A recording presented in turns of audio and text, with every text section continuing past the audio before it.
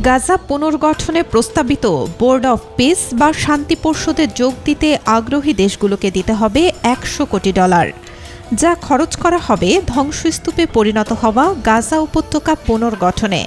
এই তথ্য জানিয়েছেন বোর্ড অব পিস সংশ্লিষ্ট এক কর্মকর্তা। তিনি জানান, ট্রাম্পের নেতৃত্বে গঠিত এই পরিষদে স্থায়ী সদস্যপদ পেতে অনুদান হিসেবে দিতে হবে $100 কোটি। তবে 3 বছরের সদস্যদের ক্ষেত্রে কোনো আর্থিক অনুদান দেওয়ার বাধ্যবাধকতা নেই।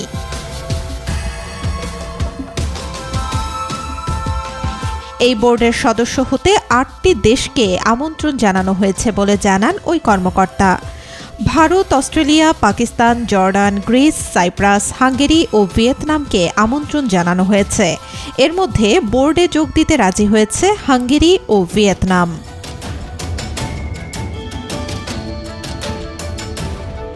তবে এর আগে কানাডা, তুরস্ক, মিশর, প্যারাগুয়ে, আর্জেন্টিনা ও আলবেনিয়া আমন্ত্রণ পাওয়ার কথা বলেছিল।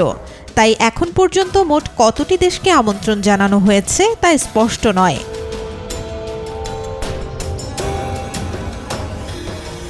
কয়েকদিনের মধ্যেই দেশগুলোর আনুষ্ঠানিক তালিকা ঘোষণা করা হবে।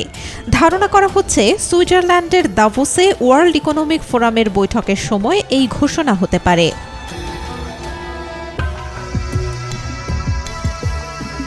গাজায় গত 10 অক্টোবর থেকে শুরু হওয়া যুদ্ধবিরতির দ্বিতীয় ধাপ চলছে। এর মধ্যেই সেখানে অন্তর্বর্তী প্রশাসনের কার্যক্রম তদারক করতে বিশ্ব নেতাদের নিয়ে একটি শান্তি পরিষদ গঠনের ঘোষণা দেন ডোনাল্ড ট্রাম্প।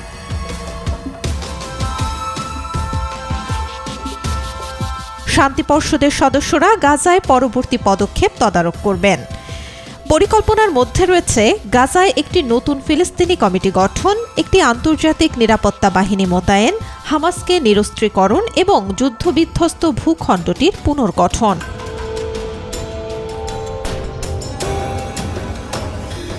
আর শান্তি পরিষদের লক্ষ্য ও পরিকল্পনা বাস্তবায়নের জন্য বিশ্ব নেতাদের নিয়ে আরেকটি নির্বাহী কমিটি গঠনের ঘোষণাও দিয়েছেন ট্রাম্প।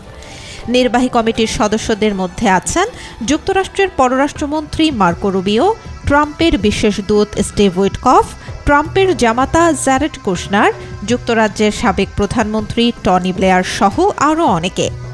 এছাড়া যুদ্ধবিরতি পর্যবেক্ষক দেশ কাতার, মিশর ও তুরস্কের প্রতিনিধিরাও রয়েছেন কমিটিতে।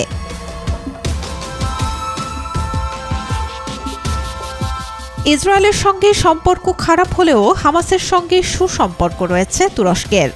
তাই গাজায় হামাসকে ক্ষমতা ছাড়তে ও নিরস্ত্রীকরণে রাজি করাতে তুরস্ক গুরুত্বপূর্ণ ভূমিকা রাখতে পারে বলে ধারণা করা হচ্ছে।